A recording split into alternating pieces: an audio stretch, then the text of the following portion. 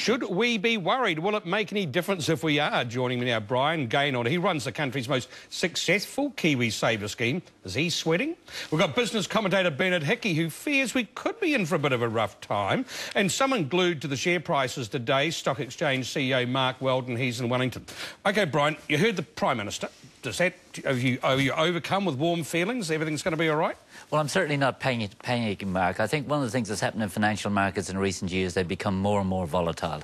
And as a result of that, we have to expect some of these kind of negative periods. Now, we don't like these negative periods, but you can still manage money to the extent that you can avoid the worst as far as the investors are concerned. What about for people at home? Now, say they've got money in your fund or a Kiwi Saver fund somewhere else. What difference is this going to make to them? Well, it depends. A lot of New Zealanders have their money in cash funds or conservative funds, and this isn't actually going to make a lot of difference to them.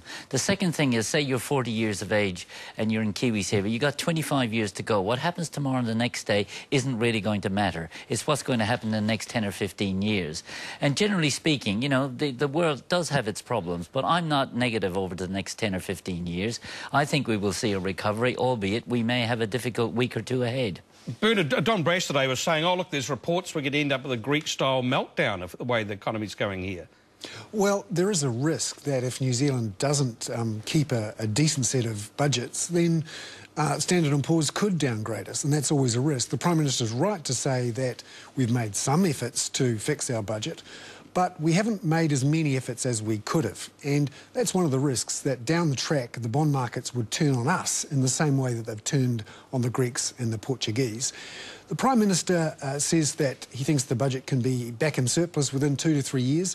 That depends on strong growth. And we heard today from Standard & Poor's that unless the global economy gets out of its recession, then our export receipts could drop as well. Look, just when we talk about the bond markets, now, that is money that basically IOUs from the government, is it? Is that essentially what that is? That's right. I mean, we raised money from those bond markets, and we've borrowed a lot in the last couple of years. At the moment, they like us because we're not European, we're not American, and because the Chinese in particular are very keen to diversify away from those US markets. And so they love us at the moment.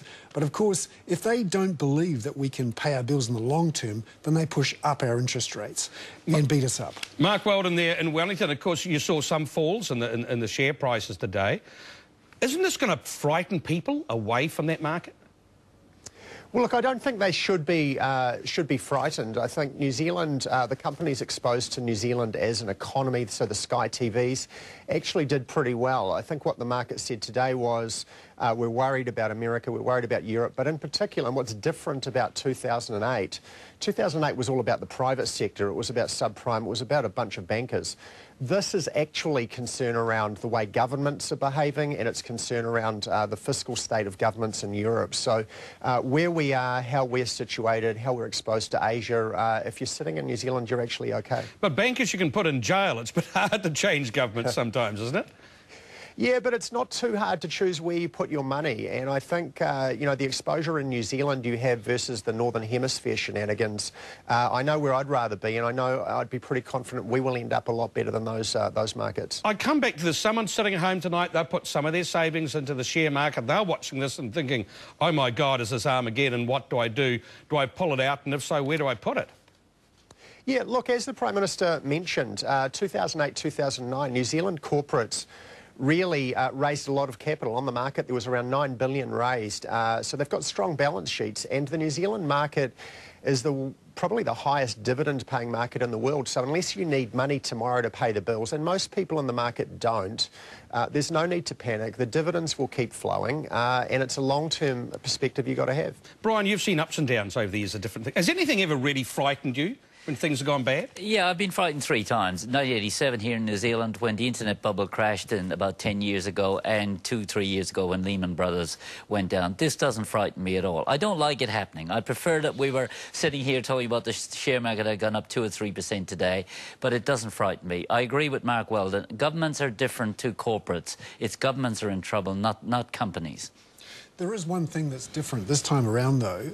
Back then, back in 2008, governments had quite a bit of ammunition to spend. Interest rates could be cut, governments could run big budget deficits. Now, interest rates are already at 0% pretty much in the United States and Europe. And there isn't so much room for governments to pump up spending because bond markets and, in many cases, voters won't let them.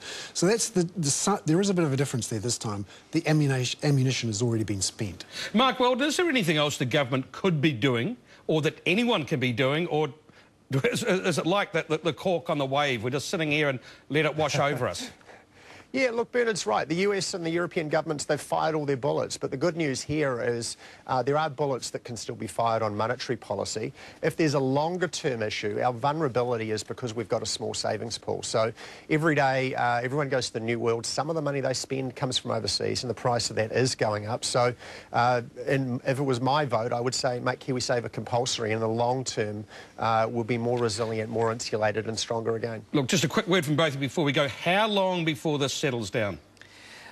I would look to a month, but it doesn't mean that it's all going to be negative. I think we could have a bad 1 or 2 days, but by the end of the week, I'd surprised if we didn't stabilise. But, you know, in a week or two's time, we could be talking like this again. One of the risks is here that we go on for quite some time. And you look at the experience of Japan, that's 10 or 20 years of recession, low interest rates, and trying to dig yourself out from under the debt. The big problem in the world is simply too much debt. OK, well, listen, Bernard Hickey, Brian Gaynor, Anna Wellington, Mark Weldon, thanks for the time. Thanks for joining us tonight.